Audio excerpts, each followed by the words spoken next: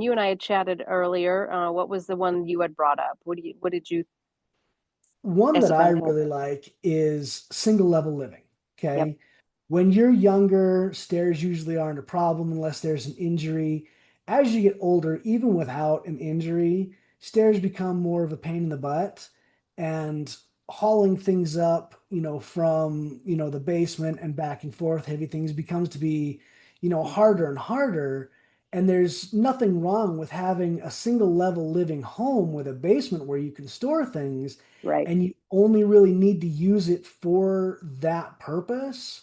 But everything that you need day to day, like laundry, making 14 trips, up and down, whereas a couple steps down the hall from the bedroom makes things a whole lot easier for you. Hmm. And I mean, people these days are in better shape in Yes, their 60s, 70s, and 80s than they for have sure. been in, other decades, other generations.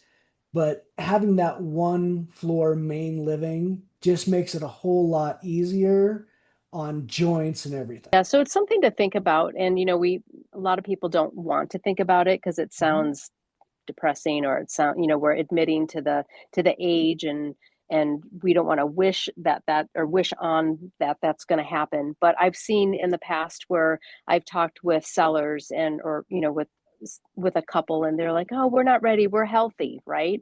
Well, Right. in a few years something might happen, and then they have to. So when I'm consulting with a couple in their 50s, 60s, or 70s that are in really good shape, that's what I talk to them about. You're in great shape right now.